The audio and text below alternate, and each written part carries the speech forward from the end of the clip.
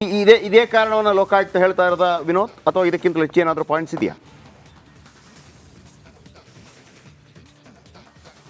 ಜಯಪ್ರಕಾಶ್, ನಿಜಕ್ಕೂ ಕೂಡ ಇದು ಈಗಾಗಲೇ ಲೋಕಾಯುಕ್ತ ವರದಿಗೆ ಸಬ್ಮಿಟ್ ಆಗಿದೆ. ಅದರಲ್ಲೂ ಕೂಡ 4 ಆರೋಪಿಗಳೇನಿದ್ರು, ಆದರೆ ಸಿಎಂ ಪತ್ನಿ, ಸಿಎಂ ಸೇರಿದಂತೆ ಇಬ್ಬರು ಏನಿದ್ದಾರೆ ಅವರ ವಿರುದ್ಧವಾಗಿ ಯಾವುದೇ ರೀತಿಯಾದ ಸಾಕ್ಷಿಗಳೆಲ್ಲ ಸೊ ಈಗ ಬಿ ರಿಪೋರ್ಟರ್ ಸಲ್ಲಿಸ್ತೀನಿ ಅಂತೇಳಿ ವರದಿಯೆಲ್ಲ ಕೊಟ್ಟಿದ್ದಾರೆ. ಆ ವರದಿಯಲ್ಲಿರುವಂಥದ್ದು ಈಗಾಗಲೇ ಏನೋ ಅಧಿಕಾರಿಗಳು ತಪ್ಪು ಮಾಡಿದ್ದಾರೆ, ಸಿಎಂ ಅವರ ಪ್ರಭಾವ ಇಲ್ಲ ಅಂತೇಳಿ. ಈಗಾಗಲೇ ಈಗಿರುವಂತಹ ಸಂಸದರ ಅಂದಿನ ಜಿಲ್ಲಾಧಿಕಾರಿ ಕುಮಾರ್ ನಾಯಕ್ ಇರ್ಬೋದು, ರೆವಿನ್ಯೂ ಇನ್ಸ್ಪೆಕ್ಟರ್ ಇರ್ಬೋದು, ತಹಸೀಲ್ದಾರ್ ಇರ್ಬೋದು, ಅವರ ಮೇಲೆ ಕ್ರಮ ಕೈಗೊಳ್ಳುವಂತೆ ಒಂದು ವರದಿಯಲ್ಲಿ ಉಲ್ಲೇಖವನ್ನು ಮಾಡಿದ್ದಾರೆ. ಬದಲಾಗಿ ಈಗ ವರದಿ ಕೊಡೋ ಸಂದರ್ಭದಲ್ಲೂ ಕೂಡ ಯಾರು ಲೆಟ್ರ್ ಕೊಟ್ಟರು, ಅಂದರೆ ಭೂಮಿಯೆಲ್ಲ ಖರೀದಿ ಮಾಡೋ ಸಂದರ್ಭದಲ್ಲಿ, ಕೃಷಿ ಭೂಮಿಯನ್ನು ತೆಗೆದುಕೊಳ್ಳೋ ಸಂದರ್ಭದಲ್ಲಿ ಯಾರು ಇದೆಲ್ಲ ಕನ್ವರ್ಷನ್ ಕೊಡ್ತಾರೋ ಅವ್ರ ವಿರುದ್ಧ ಯಾವುದೇ ಕ್ರಮ ಆಗೋದಿಲ್ಲ.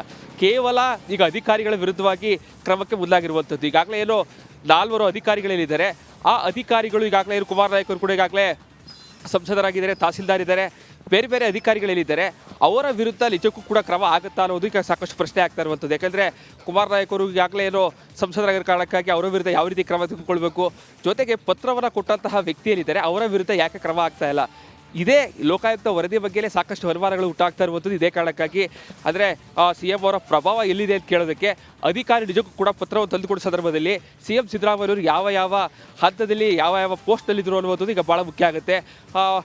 ಉಪಮುಖ್ಯಮಂತ್ರಿಗಳಾಗಿದ್ದರು, ಮುಖ್ಯಮಂತ್ರಿಗಳಾಗಿದ್ದರು, ವಿರೋಧ ಪಕ್ಷದ ನಾಯಕರಾಗಿದ್ದರು, ಆ ಸಂದರ್ಭಗಳಲ್ಲಿ ನಡೆದಿರುವಂತಹ ಒಂದಷ್ಟು ಪ್ರೋಸೆಸ್ಗಳನ್ನ ಗಮನಿಸ್ತಾ ಹೋಗೋದಾದರೆ ಆ ಪತ್ರವನ್ನು ಕೊಟ್ಟ ಸಂದರ್ಭದಲ್ಲಿ ಅವರು ದೊಡ್ಡ ಮಟ್ಟದ ಪೋಸ್ಟಲ್ಲಿದ್ದರು. ಸೊ ಹೀಗಾಗಿ ಅಧಿಕಾರಿಗಳು ಅವರಿಂದ ಯಾವುದೇ ರೀತಿಯಾದಂತಹ ಪ್ರತಿಫಲಾಕ್ಷಗಳನ್ನು ಪಡೆದೇ ಇದ್ದರೂ ಕೂಡ ಈ ರೀತಿಯಾದಂತಹ ತಪ್ಪುಗಳು ಯಾಕೆ ಮಾಡಿದ್ರು. ಸೊ ಎಲ್ಲೋ ಒಂದು ಕಡೆ ಇದರಲ್ಲಿ ಕೆಲವು ಹಂತದ ಅಧಿಕಾರಿಗಳಿಗೆ ಮಾತ್ರ ಏನು ಶಿಕ್ಷೆ ಆಗುವಂಥದ್ದು, ಈಗಾಗಲೇ ಸಂಸದರಿಗೆ ಶಿಕ್ಷೆ ಆಗುತ್ತೆ, ತಹಸೀಲ್ದಾರ್ಗೆ ಶಿಕ್ಷೆ ಆಗುತ್ತೆ. ವೆರಿ ಸಿಂಪಲ್ ಈ ಪಾಯಿಂಟ್ ಕೂಡ ಹೌದು. ಯಾಕಂದ್ರೆ ಇದೆಲ್ಲ ಘಟನಾವಳಿಗಳಾದಾಗ ನೀವು ಒಂದೊಂದು ಹಂತದಲ್ಲಿದ್ರಿ, ಒಂದೊಂದು ಹುದ್ದೆಯಲ್ಲಿದ್ರಿ ಅಂತ. ಫಾರ್ ಎಕ್ಸಾಂಪಲ್ ಏನು ಅಂತಂದ್ರೆ, ಈಗ ನಿಮಗೆ ನಾನು ಒಂದು ಕೋಟಿ ರೂಪಾಯಿ ಕೊಡಬೇಕು, ನಾನು ಕೊಟ್ಟೆ ಅಂತ ಅದು ಸಾಕ್ಷಿ ಸಿಗುತ್ತೆ.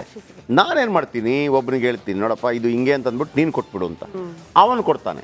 ಅವನು ಕೊಟ್ಟು ನಾಳೆ ಇವ್ರಿಗೆ ಯಾರು ದುಡ್ಡು ಕೊಟ್ಟಿದ್ದು ಉದಾಹರಣೆ ಹೇಳಿದ್ದು, ಅವನು ಕೊಟ್ಟಿದ್ದು ನಾನು ಹೇಳಿಲ್ಲಪ್ಪ, ನಾನು ಹೇಳ್ಬಿಡ್ತೀನಿ, ನಾನು ಹೇಳಿಲ್ಲ, ಹೇಳಿದಕ್ಕೆ ಅವನು ನನ್ನ ಬಂಟ. ಅವನು ಹಣ ನಿಮ್ಗೆ ಬೇಕಾಗಿದ್ದು ನಾನು ಬೇಕಿದ್ರೆ ಜೈಲಿಗೆ ಹೋಗ್ತೀನಿ ಅಣ್ಣ ಅಂತ ಅಂದ್ಬಿಟ್ಟು ಅವನು ಹೋಗ್ತಾನೆ.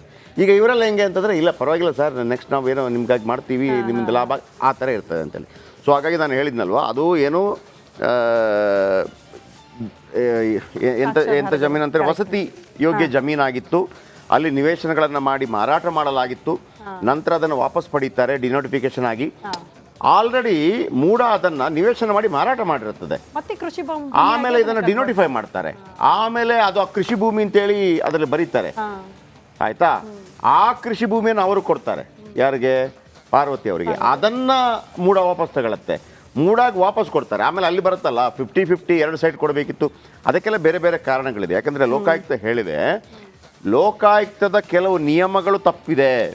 ಲೋಕಾಯುಕ್ತದ ನಿಯಮ 50-50 ಕೂಡ ಇದೆ, ಅದರಲ್ಲಿ 50-50 ಕೂಡ ಇದೆ. ಆಮೇಲೆ ನಿಮಗೆ ಬೇಕಾದಲ್ಲಿ ಏನು ಕೊಡ್ಬೋದು ಅಂತ ಆ ಕಾಲಕ್ಕೆ ಬದಲಾವಣೆಗಳನ್ನು ಮಾಡ್ಕೊಂಡಿದ್ದಾರೆ.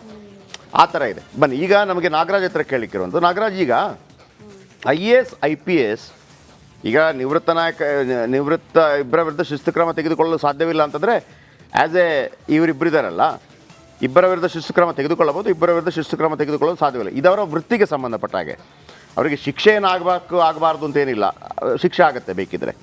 ನಾನು ಕೇಳ್ತಿರೋದು, ಈ IAS IPSಗಳಿರ್ತಾರಲ್ಲ, ದೊಡ್ಡ ದೊಡ್ಡ ವ್ಯಕ್ತಿಗಳು, ಅವರು ಜೀವನ ಕಾಲದಲ್ಲಿ ಅಥವಾ ಅವರ ವೃತ್ತಿ ಕಾಲದಲ್ಲಿ ಈಗ ತಪ್ಪುಗಳು ಮಾಡಿದರೆ, ಇದೇ ಕುಮಾರ್ ನಾಯಕ್ ಈಗ IAS ಆಫೀಸರ್ ಆಗಿದ್ದಿದ್ರೆ ಅವರ ವಿರುದ್ಧ ಕ್ರಮ ಕೈಗೊಳ್ಳೋಕೆ ಆಗ್ತಾ ಇತ್ತಾ? ಅದು ಏನು ರೂಲ್ ಅದು? ಇದೇ ಕಾರಣವನ್ನು ಲೋಕಾಯುಕ್ತ ಹೇಳ್ತಾ ಇರೋದ ವಿನೋದ್, ಅಥವಾ ಇದಕ್ಕಿಂತ ಹೆಚ್ಚು ಏನಾದರೂ ಪಾಯಿಂಟ್ಸ್ ಇದೆಯಾ? ಜಯಪ್ರಕಾಶ್, ನಿಜಕ್ಕೂ ಕೂಡ ಇದು ಈಗಾಗಲೇ ಲೋಕಾಯುಕ್ತ ವರದಿಗೆ ಸಬ್ಮಿಟ್ ಆಗಿದೆ. ಅದರಲ್ಲೂ ಕೂಡ 4 ಆರೋಪಿಗಳೇನಿದ್ರು, ಆದರೆ ಸಿಎಂ ಪತ್ನಿ, ಸಿಎಂ ಸೇರಿದಂತೆ ಇಬ್ಬರು ಏನಿದ್ದಾರೆ ಅವರ ವಿರುದ್ಧವಾಗಿ ಯಾವುದೇ ರೀತಿಯಾದ ಸಾಕ್ಷಿಗಳೆಲ್ಲ ಸೊ ಈಗ ಬಿ ರಿಪೋರ್ಟರ್ ಸಲ್ಲಿಸ್ತೀನಿ ಅಂತೇಳಿ ವರದಿಯೆಲ್ಲ ಕೊಟ್ಟಿದ್ದಾರೆ. ಆ ವರದಿಯಲ್ಲಿರುವಂಥದ್ದು ಈಗಾಗಲೇ ಏನೋ ಅಧಿಕಾರಿಗಳು ತಪ್ಪು ಮಾಡಿದ್ದಾರೆ, ಸಿಎಂ ಅವರ ಪ್ರಭಾವ ಇಲ್ಲ ಅಂತೇಳಿ. ಈಗಾಗಲೇ ಈಗಿರುವಂತಹ ಸಂಸದರ ಅಂದಿನ ಜಿಲ್ಲಾಧಿಕಾರಿ ಕುಮಾರ್ ನಾಯಕ್ ಇರ್ಬೋದು, ರೆವಿನ್ಯೂ ಇನ್ಸ್ಪೆಕ್ಟರ್ ಇರ್ಬೋದು, ತಹಸೀಲ್ದಾರ್ ಇರ್ಬೋದು, ಅವರ ಮೇಲೆ ಕ್ರಮ ಕೈಗೊಳ್ಳುವಂತೆ ಒಂದು ವರದಿಯಲ್ಲಿ ಉಲ್ಲೇಖವನ್ನು ಮಾಡಿದ್ದಾರೆ. ಬದಲಾಗಿ ಈಗ ವರದಿ ಕೊಡೋ ಸಂದರ್ಭದಲ್ಲೂ ಕೂಡ ಯಾರು ಲೆಟ್ರ್ ಕೊಟ್ಟರು, ಅಂದರೆ ಭೂಮಿಯೆಲ್ಲ ಖರೀದಿ ಮಾಡೋ ಸಂದರ್ಭದಲ್ಲಿ, ಕೃಷಿ ಭೂಮಿಯನ್ನು ತೆಗೆದುಕೊಳ್ಳೋ ಸಂದರ್ಭದಲ್ಲಿ ಯಾರು ಇದೆಲ್ಲ ಕನ್ವರ್ಷನ್ ಕೊಡ್ತಾರೋ ಅವ್ರ ವಿರುದ್ಧ ಯಾವುದೇ ಕ್ರಮ ಆಗೋದಿಲ್ಲ. ಕೇವಲ ಈಗ ಅಧಿಕಾರಿಗಳ ವಿರುದ್ಧವಾಗಿ ಕ್ರಮಕ್ಕೆ ಮುಂದಾಗಿರುವಂಥದ್ದು. ಈಗಾಗಲೇ ಏನೋ 4 ಅಧಿಕಾರಿಗಳೇನಿದ್ದಾರೆ ಆ ಅಧಿಕಾರಿಗಳು ಈಗಾಗಲೇ ಕುಮಾರ್ ನಾಯಕ್ ಅವರು ಕೂಡ ಈಗಾಗಲೇ ಸಂಸದರಾಗಿದ್ದಾರೆ, ತಹಸೀಲ್ದಾರ್ ಇದ್ದಾರೆ, ಬೇರೆ ಬೇರೆ ಅಧಿಕಾರಿಗಳೇನಿದ್ದಾರೆ ಅವರ ವಿರುದ್ಧ ನಿಜಕ್ಕೂ ಕೂಡ ಕ್ರಮ ಆಗುತ್ತಾ ಅನ್ನೋದು ಈಗ ಸಾಕಷ್ಟು ಪ್ರಶ್ನೆ ಆಗ್ತಾ ಇರುವಂಥದ್ದು. ಯಾಕಂದರೆ ಕುಮಾರ್ ನಾಯಕ್ ಅವರು ಈಗಾಗಲೇ ಏನೋ ಸಂಸದರಾಗಿರೋ ಕಾರಣಕ್ಕಾಗಿ ಅವರ ವಿರುದ್ಧ ಯಾವ ರೀತಿ ಕ್ರಮ ತೆಗೆದುಕೊಳ್ಬೇಕು, ಜೊತೆಗೆ ಪತ್ರವನ್ನು ಕೊಟ್ಟಂತಹ ವ್ಯಕ್ತಿ ಏನಿದ್ದಾರೆ ಅವರ ವಿರುದ್ಧ ಯಾಕೆ ಕ್ರಮ ಆಗ್ತಾ ಇಲ್ಲ, ಇದೇ ಲೋಕಾಯುಕ್ತ ವರದಿ ಬಗ್ಗೆನೇ ಸಾಕಷ್ಟು ಅನುಮಾನಗಳು ಹುಟ್ಟಾಗ್ತಾ ಇರುವಂಥದ್ದು. ಇದೇ ಕಾರಣಕ್ಕಾಗಿ ಅಂದರೆ CM ಅವರ ಪ್ರಭಾವ ಎಲ್ಲಿದೆ ಅಂತ ಕೇಳೋದಕ್ಕೆ ಅಧಿಕಾರಿ ನಿಜಕ್ಕೂ ಕೂಡ ಪತ್ರವನ್ನು ತಂದುಕೊಡೋ ಸಂದರ್ಭದಲ್ಲಿ CM ಸಿದ್ದರಾಮಯ್ಯ ಅವರು ಯಾವ ಹಂತದಲ್ಲಿ ಯಾವ ಪೋಸ್ಟಲ್ಲಿದ್ದರು ಅನ್ನುವಂಥದ್ದು ಈಗ ಭಾಳ ಮುಖ್ಯ ಆಗುತ್ತೆ.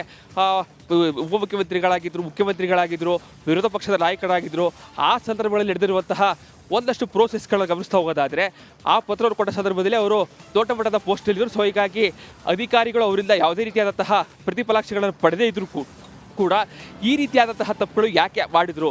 ಸೊ ಎಲ್ಲೋ ಒಂದು ಕಡೆ ಇದರಲ್ಲಿ ಕೆಲವು ಹಂತದ ಅಧಿಕಾರಿಗಳಿಗೆ ಮಾತ್ರ ಏನು ಶಿಕ್ಷೆ ಆಗುವಂಥದ್ದು, ಈಗಾಗಲೇ ಸಂಸದರಿಗೆ ಶಿಕ್ಷೆ ಆಗುತ್ತೆ, ತಹಸೀಲ್ದಾರ್ಗೆ ಶಿಕ್ಷೆ ಆಗುತ್ತೆ. ವೆರಿ ಸಿಂಪಲ್ ಈ ಪಾಯಿಂಟ್ ಕೂಡ ಹೌದು. ಯಾಕಂದ್ರೆ ಇದೆಲ್ಲ ಘಟನಾವಳಿಗಳಾದಾಗ ನೀವು ಒಂದೊಂದು ಹಂತದಲ್ಲಿದ್ರಿ, ಒಂದೊಂದು ಹುದ್ದೆಯಲ್ಲಿದ್ರಿ ಅಂತ. ಫಾರ್ ಎಕ್ಸಾಂಪಲ್ ಏನು ಅಂತಂದ್ರೆ, ಈಗ ನಿಮಗೆ ನಾನು ಒಂದು ಕೋಟಿ ರೂಪಾಯಿ ಕೊಡಬೇಕು, ನಾನು ಕೊಟ್ಟೆ ಅಂತ ಅದು ಸಾಕ್ಷಿ ಸಿಗುತ್ತೆ. ನಾನೇನು ಮಾಡ್ತೀನಿ, ಒಬ್ಬನಿಗೆ ಹೇಳ್ತೀನಿ, ನೋಡಪ್ಪ ಇದು ಹಿಂಗೆ ಅಂತ ಅಂದ್ಬಿಟ್ಟು ನೀನು ಕೊಟ್ಬಿಡು ಅಂತ. ಅವನು ಕೊಡ್ತಾನೆ. ಅವನು ಕೊಟ್ಟು ನಾಳೆ ಇವ್ರಿಗೆ ಯಾರು ದುಡ್ಡು ಕೊಟ್ಟಿದ್ದು, ಉದಾಹರಣೆ ಹೇಳಿದ್ದು, ಅವನು ಕೊಟ್ಟಿದ್ದು ನಾನು ಹೇಳಿಲ್ಲಪ್ಪ, ನಾನು ಹೇಳ್ಬಿಡ್ತೀನಿ, ನಾನು ಹೇಳಿಲ್ಲ, ಹೇಳಿದಕ್ಕೆ ಅವನು ನನ್ನ ಬಂಟ. ಅವನು ಹಣ ನಿಮ್ಗೆ ಬೇಕಾಗಿದ್ದು ನಾನು ಬೇಕಿದ್ರೆ ಜೈಲಿಗೆ ಹೋಗ್ತೀನಿ ಅಣ್ಣ ಅಂತ ಅಂದ್ಬಿಟ್ಟು ಅವನು ಹೋಗ್ತಾನೆ. ಈಗ ಇವರೆಲ್ಲ ಹೆಂಗೆ ಅಂತಂದರೆ, ಇಲ್ಲ ಪರವಾಗಿಲ್ಲ ಸರ್, ನೆಕ್ಸ್ಟ್ ನಾವು ಏನೋ ನಿಮ್ಗಾಗಿ ಮಾಡ್ತೀವಿ, ನಿಮ್ಮಿಂದ ಲಾಭ ಆ ಥರ ಇರ್ತದೆ ಅಂತೇಳಿ. ಸೊ ಹಾಗಾಗಿ ನಾನು ಹೇಳಿದ್ನಲ್ವ, ಅದು ಏನು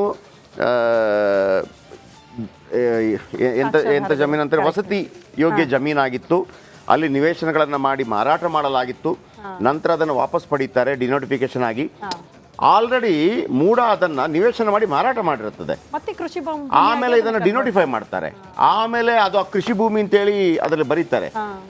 ಆಯ್ತಾ? ಆ ಕೃಷಿ ಭೂಮಿಯನ್ನು ಅವರು ಕೊಡ್ತಾರೆ. ಯಾರಿಗೆ? ಪಾರ್ವತಿ ಅವರಿಗೆ. ಅದನ್ನು ಮೂಡ ವಾಪಸ್ ತಗೊಳುತ್ತೆ.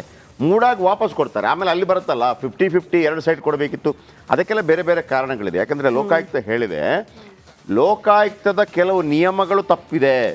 ಲೋಕಾಯುಕ್ತದ ನಿಯಮ 50-50 ಕೂಡ ಇದೆ, ಅದರಲ್ಲಿ 50-50 ಕೂಡ ಇದೆ. ಆಮೇಲೆ ನಿಮಗೆ ಬೇಕಾದಲ್ಲಿ ಏನು ಕೊಡಬಹುದು ಅಂತ ಆ ಕಾಲಕ್ಕೆ ಬದಲಾವಣೆಗಳನ್ನು ಮಾಡ್ಕೊಂಡಿದ್ದಾರೆ. ಆ ಥರ ಇದೆ. ಬನ್ನಿ, ಈಗ ನಮಗೆ ನಾಗರಾಜ್ ಹತ್ರ ಕೇಳಲಿಕ್ಕಿರುವಂಥ, ನಾಗರಾಜ್, ಈಗ IAS IPS ಈಗ ನಿವೃತ್ತ ಇಬ್ಬರ ವಿರುದ್ಧ ಶಿಸ್ತು ಕ್ರಮ ತೆಗೆದುಕೊಳ್ಳಲು ಸಾಧ್ಯವಿಲ್ಲ ಅಂತಂದರೆ, ಇವರಿಬ್ಬರಿದ್ದಾರಲ್ಲ, ಇಬ್ಬರ ವಿರುದ್ಧ ಶಿಸ್ತು ಕ್ರಮ ತೆಗೆದುಕೊಳ್ಳಬಹುದು, ಇಬ್ಬರ ವಿರುದ್ಧ ಶಿಸ್ತು ಕ್ರಮ ತೆಗೆದುಕೊಳ್ಳಲು ಸಾಧ್ಯವಿಲ್ಲ. ಇದವರ ವೃತ್ತಿಗೆ ಸಂಬಂಧಪಟ್ಟ ಹಾಗೆ. ಅವರಿಗೆ ಶಿಕ್ಷೆ ಏನು ಆಗಬಾರ್ದು ಅಂತೇನಿಲ್ಲ, ಶಿಕ್ಷೆ ಆಗುತ್ತೆ ಬೇಕಿದ್ರೆ. ನಾನು ಕೇಳ್ತಿರೋದು, ಈ IAS IPSಗಳಿರ್ತಾರಲ್ಲ, ದೊಡ್ಡ ದೊಡ್ಡ ವ್ಯಕ್ತಿಗಳು, ಅವರು ಜೀವನ ಕಾಲದಲ್ಲಿ ಅಥವಾ ಅವರ ವೃತ್ತಿ ಕಾಲದಲ್ಲಿ ಈಗ ತಪ್ಪುಗಳು ಮಾಡಿದರೆ, ಇದೇ ಕುಮಾರ್ ನಾಯಕ್ ಈಗ IAS ಆಫೀಸರ್ ಆಗಿದ್ದಿದ್ರೆ ಅವರ ವಿರುದ್ಧ ಕ್ರಮ ಕೈಗೊಳ್ಳೋಕೆ ಆಗ್ತಾ ಇತ್ತಾ? ಅದು ಏನು ರೂಲ್ ಅದು?